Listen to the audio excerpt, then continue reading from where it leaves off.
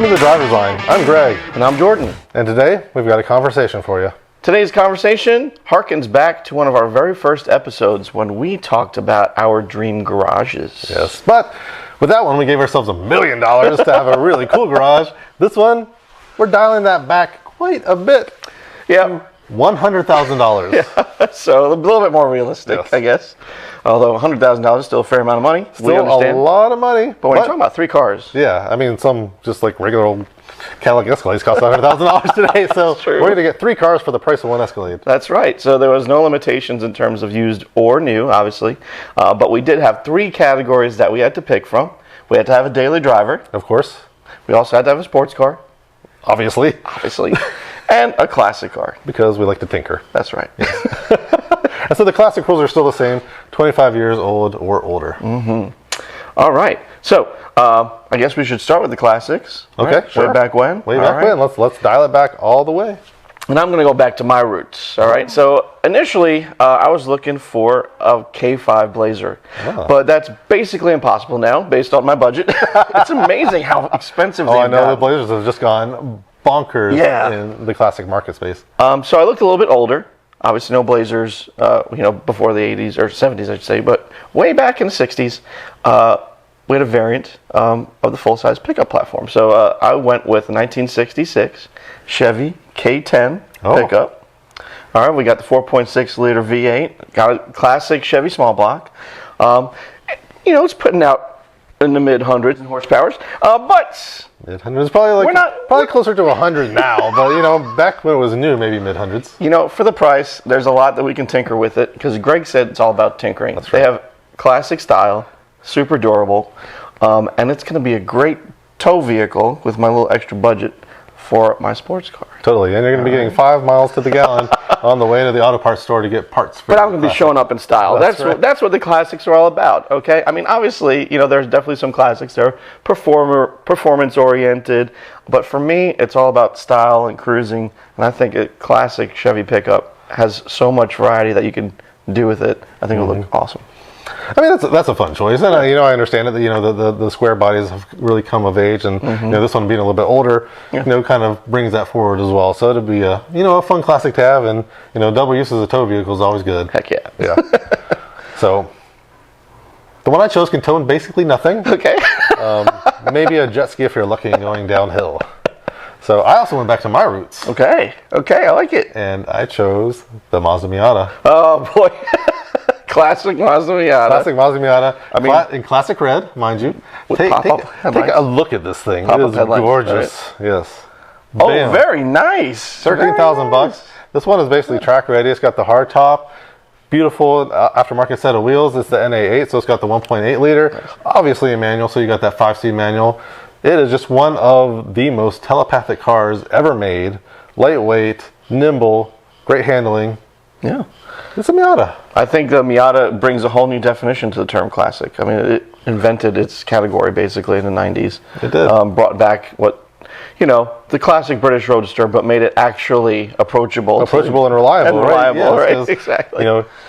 We enjoy tinkering, but not everybody else does. And so the British Roadster is definitely leaned into the whole tinkering aspect of car ownership. So a little bit too much in a lot of instances, because you're either chasing down electrics or fuel injection or carburetor or a host of different issues, water leaking. You name it. You name it. You got that with a British Roadster. Yeah. So the Miata fixed all of that. It made it just a reliable, easy vehicle to own, easy to modify. Tons and tons of aftermarket options. And you know what? I've got a little bit of room in my budget. If I want to go faster, I'm going to call my buddy Jesse up at Beer Money Motorsports, and he is going to hook me up. He knows what he's doing. That's a good pick. Yep. Nice. All right, so switching from our classics, we're going to go into our daily drivers. All right. And for me, I found a little loophole to give me some more money. So, I got it. So, my classic, it can tow stuff, it can haul stuff. For my daily, I don't necessarily need that. I've got about a 4-mile commute to work. All right, so not much range is needed necessarily. Not having to deal with the tinkering of combustible fuel. might not be something you need to deal with as a daily driver. Greg is so upset with me right now. I don't care because I found a loophole. So I found a 2014 BMW i3. And I know they're not necessarily the enthusiast choice. No. But I think they're really quirky and they offer a comfortable ride to and from work. It's got, a fair amount of electric range, and definitely not the best, definitely not what Tesla is producing right now or anything like that. But, I mean, I found one with 30,000 miles on it, so basically new at this point, for a little over $8,000.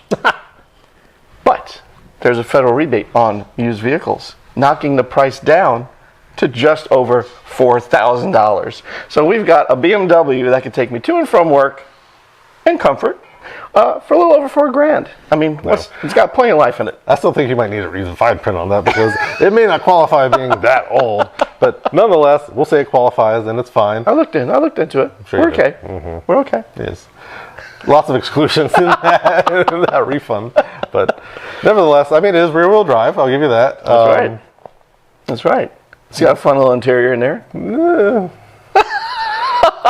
It's rear-wheel drive. I'll give you that. Enjoy your commute. I can't. My mom said if you can't say anything nice, don't say anything at all. So it's rear-wheel drive. I'll take it. I have a little bit different set of criteria for my daily driver because I need something that can haul myself and children as I take them to and from school.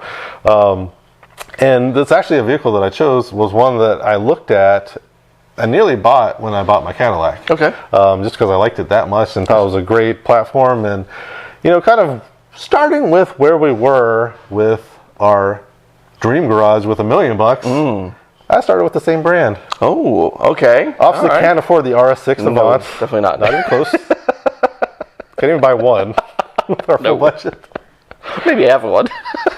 But what you can buy is the Audi S5 Sportback. Oh, very nice. Yeah, so I found a really nice 2-owner 2018 Sportback. Check that bad boy out. Very nice. Silver. Classic silver. Yep. Okay. $30,000, only 40,000 miles.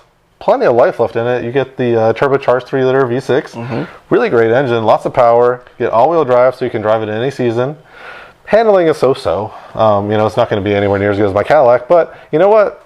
For a daily driver, you don't need something that's going to, carve corners. I've got a Miata in my garage already, and I'll be adding something else really cool as well. So it's hard to beat an Audi for a really good daily. Yeah, absolutely. Just keep it reliable and it's good to go. I mean, exactly. Just keep up your maintenance and it's fine. Yeah, absolutely. It's a fun pick. Yeah. It's a fun pick. I'll give it to you. Yeah. It's not rear-wheel drive. It's all-wheel drive. All-wheel drive with a rear bias. Okay. But it's fine. Fair enough. All right, now, the fun part, and where I spent a majority of my budget, is a sports car. We're stealing money from the federal government to enhance our sports car budget. So thank you, taxpayers, for helping Jordan buy whatever he's about to buy. Much appreciated. But, I mean, I think the taxpayers would appreciate me sticking with an American brand for my sports car. Oh, look at you. Wouldn't expect that. No, I was not. I think it was going to be something that rhymed with Deutsche Bank. Sorry, no. I'm thinking about my picks, and I had a pickup to haul stuff. Yep. I have a little hatchback to, do some grocery shopping, take me to work. Now I need something with style, but also class-leading, in my opinion, performance. Well, at least you fully admit that your i3 has no style. It has style. It's just not necessarily a style that everyone enjoys. Just like your Aztec. I like quirky, what can I tell you? All right, so for my sports car pick, I had about $70,000 left in my budget. Ooh, that's a pretty fat budget. And I went with arguably the best sports compact on the market, one that's still available with a manual, and that's the Cadillac CT4V Blackwing. Let's go. Let's go. Love the choice. Brand new, so still with a warranty. Oh, wow. All right. Look at you. There you go. So, I mean, not that the Cadillacs have been pretty reliable for the most part. but I've got a 6-speed transmission in there. I've got a twin turbo V6, and I've got room for a couple of passengers. Oh, easily. Yeah, I mean, it's Tons of not style. the biggest backseat, but It's just fine. careful, you got a much nicer interior than mine, because that's one of the biggest upgrades they made was the interior. Much nicer version of, the iteration for the infotainment. No longer Q, it's something else. Right. I don't know what they call it now, but something better than Q is basically what it is. So, I mean, the Alpha chassis, I can't say enough positive things about it. You know, the V6, the twin turbo V6, they made it sound even better in the new one. I think it sounds pretty good in mine, but it sounds even better in the Blackwings. So, I mean, I can't argue one bit, but what color? What color did you choose? Yellow. I like the yellow. It stands out. That it does. And I got all the carbon fiber trim. The carbon fiber with the yellow, I think, really hits it. It does. It Yeah, does. so, It pops. So, yeah. Good choice. Can't argue. Yeah. Wow. Got a couple of $100 for fuel. There you go. That's about it. So thank you for all the viewers watching, for paying your taxes and helping Jordan buy a Blackwing. Much appreciated. I'm trying to help the U.S. economy as much as I can. So my budget, I still got about $56,000 left. Still pretty healthy there. Still pretty healthy, so I did okay. My Miata was only $13,000. Audi was about $30,000. Gotcha. So I've got a pretty healthy budget remaining, and I love Porsches. I can't help myself. So I went with the Porsche I do not have, which is the 911. Ooh, got a 911. Got Okay. a 911. So I really, really wanted the 997.2, which is 2009 onwards. Holy grail of 911. Basically, I mean, you get the 981 engine, unbreakable, get the updated interior, infotainment, all that good stuff. It is basically the best you can get. My budget did not quite allow that. Unfortunately. I would probably shop around. I think you could probably make it work. Get a a little bit higher mile Carrera S, but end up going with the 997.1. Okay. Hey. Still a wonderful car. Yeah, absolutely. So check this bad boy out. He loves him so much he took screenshots. Oh yes. Ooh, that is sweet. Yes. I like it. Nice wheels too. Yeah, I know. It's got the sport design wheels on it. Only 48,000 miles. 54.9. Hey. 6-speed manual. That's a great find. Black over black. Not too exciting, but very classic Porsche 911 colors. Absolutely. Immaculately maintained. Yeah. 2-owner car. And you could fit the 2 little kiddos in the back. Exactly. See? It's a beautiful thing. There It's you a go. family car. It is definitely a family car. Yes. So hard to argue. I mean, to me, that is like the epitome of a budget garage, right? Like, I mean, you have storied marks, you have something playful, you got something more of a GT but serious, and then you got a great daily driver. Yeah, I think that, how can you go wrong with a 911, honestly? I mean, it's got the best of everything, honestly. does. It's so great. It is so great. So I think that's a great find. Fantastic. Thank you. Fantastic. See, I was looking for a warranty. I got so much other tinkering going on. I have nothing with a warranty, so that is the only red flag with my garage. Is nothing comes with a warranty. But I did have, again, $1,500 saved over, and I could potentially put that towards a warranty. There you go. There you go. And apparently my red flag is that I have an i3.